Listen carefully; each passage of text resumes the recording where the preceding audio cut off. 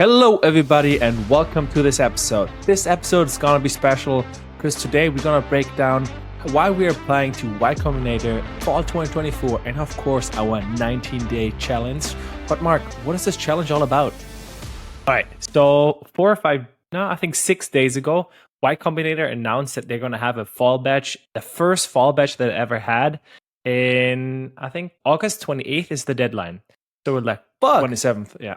We want to go there because our current startup, we cannot apply with it because it's not safe for work, basically, and they don't do this kind of stuff. So Yeah, like, all right, yeah, exactly, adult. So we're like, fuck, we got to do something because that's one of our goals and one of our dreams to go to Y-Combinator. So we're like, all right. It's like everybody else has like on their bucket list, oh, I want to run a marathon. I know, I want to do bungee jumping. I want to jump out of an airplane. I mean, all cool stuff, don't get me wrong. But man, for us, it's always been our dream to go to Y-Combinator. We already applied 12 times, I guess, over our 6-year career or something. Got twice to the interviews. Sadly, did never pass the interview stage, but still, always like still fire, and we can't wait to go there. Well, I mean, Y-Combinator is fucking fascinating to us because there's basically going to be super, super motivated and highly intelligent people that work on cutting edge technologies or startups that are super interesting. On the one side, super interesting for us is the podcast. It's fucking super cool. Then we can also interview people that are in the process of making it or building something that might be the new Airbnbs of the future. Because for those people who don't know, Y-Combinator is an accelerator, like the Harvard for startups, where the likes of Stripe, Airbnb, Reddit, etc. were in. Dropbox. Fantastic.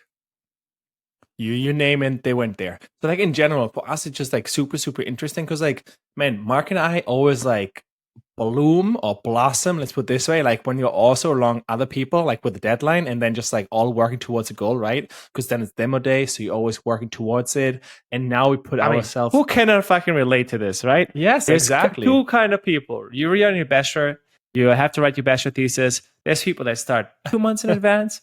All those people who start 3 or 4 days exactly when you have the deadline. You're like, fucking all of a sudden, you're like, I don't know, you're fucking ChatGPT. Like, you're hacking away your bachelor thesis and you still get a fucking A on it. So this is the type of guys that we are and we like to be. So be under pressure. This time, not obviously start late, but enjoy the entire time. This, I mean, kind of is where you have 90 days for the challenge. Because let's just start in. How do we divide this up? How do we deal with this situation, etc.? Of course. So, I mean, first of all, when we saw it, it was on the 8th of August, 8th of August of 2024. And then we're like, okay, we got 19 days till the deadline. And we're like, okay, we want to basically document all the steps of the way, right? Because we're like, okay, if we're doing this, the 19-day challenge, we also want to be able to showcase that we did it in 19 days. So we started on Twitter posting like each day. Well, on weekends, we always do a summary. So it's just like end of the weekend, we do one. So like each day we're summarizing it, have a photo in front of a whiteboard as well as saying, hey, this is what we've been doing. Now, of course, now we talk about how we divided it. So Mark is technical part. So Mark's doing everything related to AI voice. So because our goal is to build a AI voice startup within 19 days and launch it, potentially have traction as well already. And on my side is all about business, right? And Mark, you want to go more into what we did the days, or how do you want to structure this? So basically, we're thinking first of all, why AI voice? Man, we think AI voice is the future. It's like an untapped market that you can integrate into already existing networks such as telephone, because there's a lot of people that are still not using the internet properly or try to schedule things. And this is I'm going to say that like technology that you can put in between other tech. Like, for example, you can build technology that is based on the internet, okay, that uses a lot of APIs, etc., and that's still connected to an old school telephone. Right? You just nowadays with AI and voice AI specifically, you can then connect that to LM. So someone is calling, and you have an AI voice that answers you, and then you can put that to database, which is an interesting medium in interface. But now you don't have to text with an LLM, but you actually can talk to it, and then you can obviously apply that to all kind of fucking niches, and it's so fucking fascinating to us because it makes it so much easier to interact and it seems much more natural, right? How do we interact with other people? We don't. Well, not as we text, but with you in person, right? You fucking talk to them. And this is exactly the way we're thinking about it. It's like, okay, how can we interact? How can we use this medium to create a new cool technology that is super useful for people? Also, the question is now, why now, right? Because like most of the, I think there's one of the most important questions, or what is really, really relevant is like, why now? Because like, why did not people build this a year ago, 2 years ago? And the answer is quite simple, that right now AI, especially like the models, got so cheap, well, relatively cheap, right? So for example, we're checking right now AI voice infrastructure would cost roughly. So what does it mean in AI voice like infrastructure, right? So first you have somebody, if you're talking, you're transcribing it, you need to basically do it from voice to text, right? Then you have an LLM. So for example, OpenAI, which then answers or interacts. ChatGPT for those Yeah, people who or don't know. ChatGPT, exactly. And need to interact with the transcribed text. And then you have to go again from text to voice. Okay. So this is the entire, we call it, let's say, the voice infrastructure. And this costs roughly between 7 and 18 cents, right? Per minute. Lucas is still missing. Additionally, you also have to have obviously a connected to a landline, like to an actual phone number, right? Because otherwise, it's just web telephony. Like you can just only call a website, but you want people also to call into a phone number, and then you have additional costs, right? For you to use actually that kind of stuff. So you have to have also the cost of adding a phone number and then using that kind of network. That's it. Right. So this was basically our starting point because we know, okay, you did in the first day market research, how much it costs. Oh wait, What Lucas, is one yes. thing why it's also possible now is that the latency is low enough. Because one of the things, yes, Lucas already said, costs are low, but another thing is latency. Why is latency important? Because otherwise it feels unnatural. Okay, wait, what? Yeah, exactly. They're I think we interrupting each all other. been on these calls, right? Like, Exactly. think about Skype back in the day, connection shitty, or you're lagging, like you're playing video games, and it just like doesn't feel right. Or you're like in a Google Meets meeting, right? And it's just like the one has a bad connection. You always just talk over each other, which is like horrible. So it's just like it's never a good fluent experience. The same as like the output of the LLM. If it's not high enough, you might have not a fast answer because it's not transcribing fast enough, not giving an answer fast enough. So you have to wait a very long time to get an answer. Exactly. So currently we're in a sweet spot where it is possible to finally do this and also cost efficient for it to be an actual value, not just a construct, but to add additional value. There's also something like a detection of, hey, end of speech detection, right? Yeah. Is the guy done or is it a comma? Is it a punctuation? Is it a full stop, etc.? Or mode, right? So for example, is the customer in like in a good mood, in a bad mood, right? So for example, this enables all customer support. We've seen like big like startups that like were founded last year and they raised over 110 million already, and they're doing customer support for big brands already. Like for example, one of the big brands, what was it? Sonos. So they're doing customer support for Sonos and some other really? brands. Yeah, Oh, they're really good headphones, the speakers. yeah. So there you're seeing it more and more coming, and which is really, really cool. And that's why we wanted to go in AI voice. Now, coming back, like on our first day, like we were just like thinking about, okay, Mark, all tech stack, while I was looking at, all right, what are the niches we can go into, right? Because in the niches, they are the richest. Because we also, especially for Y-Combinator, we want to go very, very, very, very like niche, and then you can always just like go broaden later on, but you have to go very, very niche, so you can start there and then broaden it. So like we saw, Mark gave me the limitations, so he said, okay, costs are between 7 and 18 cents depending on it, right? And yeah, that's, I went on a hunt on a few ideas. So yeah, that's one of the things. But then, yeah, Mark, how do you want to do it? Do you want to talk now all of it, what we did, or just Well, like no, the look, the results? thing is this. I just want to. So I think it's already interesting. You already said. I think it would be nice to hear also on a little bit more technical how you went into the structure, because at the end of the day we're applying to Y Combinator. So Y Combinator is interesting because the application helps you also structure your business and ask questions that are maybe uncomfortable to answer, but really good, and then help you go into a direction that makes sense. So So Lucas wanted to do that, right? okay, so basically we had roughly 4 ideas that we already had. And then what I also said on Twitter is really, really cool and really, really important to go through the YC application. I think it's like 10, 15 questions, something like this.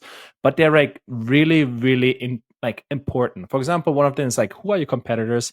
What do you need what do you understand about your business that they don't, right? So it's like, because if you just say, hey, we're doing it 10 times better, like or there is no like differentiator, then you already know you're like probably on a bad direction, right? So you have to see like, okay, because of this trend now, AI, you can do customer support. Or for example, one of our ideas was interview prep. Okay, AI interview prep, where you have an interview coming up for Microsoft, right? And you're very, very nervous. And so what you can do, you can just call an AI, have a 15 or 30 minutes call with them, and afterwards gives you feedback on cultural fit, on skills, soft skills, whether you have the technical skills, etc. Like depending on, and then of course also you can choose different types of interviewers.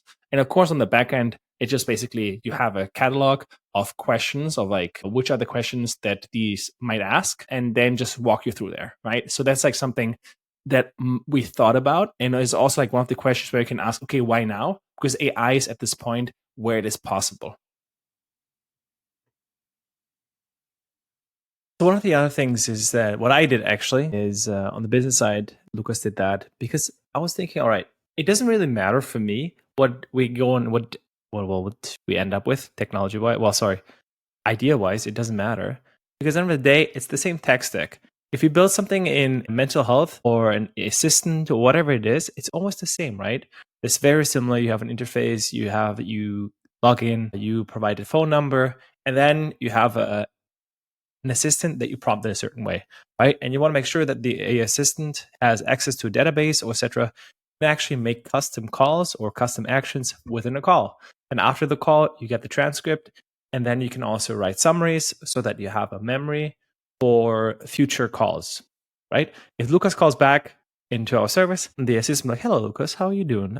Last Great. time we talked about this and this. Are you still interested in that?" So basically, you can keep the conversation going, and you don't like not forget. Like it's super cool because it remembers you and can give you a much more personalized experience, right? I mean, because Lucas. think about currently customer support, right? Customer support don't remember the names if they're even friendly, right? Like if you are lucky, you get a friendly customer support, and then just like having somebody who still first of all remembers you, has access to your data, or knows directly, okay, this is what you came for, etc. So that's like really, really nice. Yeah, exactly. And also like can give you much more look, it doesn't even consider that the customer service is not even maybe doesn't want to do his job, right? There's a lot of people, there's a lot of stress in customer support because you have shitty callers. They call you and they're annoyed, obviously, but still they're just trying to do the jobs. And then you can also escalate it quicker, right? But this is just customer service. What about other services, right? Because there's other opportunities to do that, like scheduling and all this stuff. Yeah, or for example, what we also thought about is just for motivation, right? So I think it's not called Ooh, motivation, nice. but I would call it accountability buddy. So what people like a lot of people use habit tracking apps, or for example, Mark and I use like pen and paper. We just like do it in our book each day when we did our habits in the morning. Awesome. But for some people, they struggle with like going, for example, to the gym in the morning. Best example would be our mom. She like right now she's like doing really good on Duolingo. She has almost 1,000-day streak for English, which is perfect. But then at the same time, she's like, "Oh, mom, did you go to the gym?" She's like, "I forgot. Like, I didn't have to push because like a notification is not good enough." So that's when we thought about what about if somebody calls her, right? Because like, hey mom, or like in this guy would be in the eyes, it's like, hey, like in the morning at 6 a.m. calls you, are you ready to go to the gym? And if of course she doesn't answer, then you get like a voice message, right? That way you can get them motivated, and then afterwards you can just like, hey, did you do a routine? Why didn't you do it? And that way it's basically like having an accountability partner, and who can just always like also in the back end knows, well, how often did you go? It's basically like habit tracking, but now with an AI version on it or spin on it. I mean, we also have another idea. I think we're gonna talk about the idea that we went with when we finally, after the sprint, we just wanted to do a quick intro. Because do you want to go a little bit more detail what we broke down as well, what we did in a couple of days, what's the current status? Well, you know what? I'm gonna give you a quick update on the current status. So the current status is that I started building the front end. Back end is already testing. The basic functionalities there in terms of you can make calls, you can call within a call, well, the AI to do a back end call. Basically, I say, hey, what's my customer ID, and then it looks up information for me, and that kind of stuff. So the basic functionality is there. I'm now working on the front end to make it a little bit smoother, especially since we need to start soon with Stripe integration, etc. Therefore, we need a website name, policies, etc. And then All from the there good on, stuff. exactly the classic stuff that you need to do. Because Stripe, I think, will take 3 days. So we want to do that as soon as possible so that we can start next week with ads at some point already, right? I think that's also one of the important parts. If you do like a sprint like this, you should consider how that certain things take time, right? For example, especially when you work with somebody else, like for example, Stripe or payment provider, you have to do it earlier than you're actually ready to implement it, just so that you can get already like 2 or 3 business days, especially imagine it's before a weekend, because we can work on weekends. Then you might not get it before next Tuesday, Wednesday. So it's always something that you can consider, especially in these 19-day sprint, especially for YC. You want to have traction already. At least that's what we're aiming for. That's why we're like trying to put it right in there. Okay, this one we gotta do this and stuff like this. So I think are important. There's also other considerations. I mean, Lucas already mentioned it, but for example, for logins, right? Like you have to work with Google, all these authenticator things, and they need a couple of hours at least, or transferring domains, all that kind of stuff. That all needs time. So all these things you have to schedule, write it down, and do in advance, and then continue on later as well with that. So Lucas, what's the next couple of days? So what are we gonna do? When do you want to go live with it? And because look, in 19 days, that's the application deadline, guys. In 19 now days, it's in 14 days. In 14 days, yeah. It's when? August when? 28th? 27th. 27th. Okay. August it's 27th at 9 p.m., I think, California time. So this is for us like, 6 a.m. on 28th? All right, perfect. I mean, I'm not getting up at 6 a.m., so all good. We do it, finish it at 27th. That's it. Yeah. So anyway, look. So until then, so I basically have still 10 days, let's say till 23rd, to ship a product that actually people can purchase already. And then it's Lucas' time to go from door to door and get people fucking using it, right? Well, I'm already excited for it. I think like for me, on my point of view, it's more about seeing whether actually people need it, right? Because I think it's important. It's great to build something very fast, but if people don't need it, it's very useless. It's just a waste of time. That's why it's important to get as many potential customers in there as well, and might do a mom test. So for those people who don't know what mom test is, good one. So a mom test is basically, imagine your kid wants to build something and just like, hey mom, so you're cooking, right? And then she's like, yes. So you always need recipes, right? Yes. So how about I make a cookbook app and then you can use it? That would be great, right? Yes. The thing is, she says yes and is always leading questions, which is horrible. And you don't want to disappoint your kid. There's also different things. So she always says yes. But in the end, it's an application that nobody needs. So if you have the possibility, make it that way that a user, even though if you don't have payment integrated yet, that they go as far as even potentially like buying it, right? Click the buy button, they click it already, and then it just says, oh, sorry, payment is not integrated yet. Or sign up now already and collect emails, right? So for example, you're like coming soon, and then you can just run like low budget ads on Facebook, Instagram, and see whether even there's need if people click on it, right? I think it's like really, really important to test this and just see whether there's a potential need.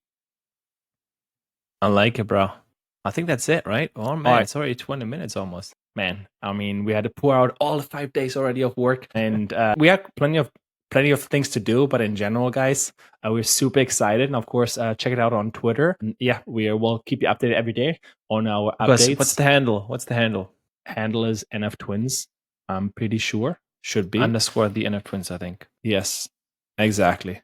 The underscore NF Twins. But I'm sure if you type in NF Twins, because we have hashtag NF Twins, you should find us. We also had the YC challenge. Anyways, we're excited, and yeah, hope for all these other YC applicants out there, let's push hard, and of course, hopefully see an interview, and then in San Francisco in end of September, right? Hell yeah! All right, everybody, have a great day. Bye. Peace.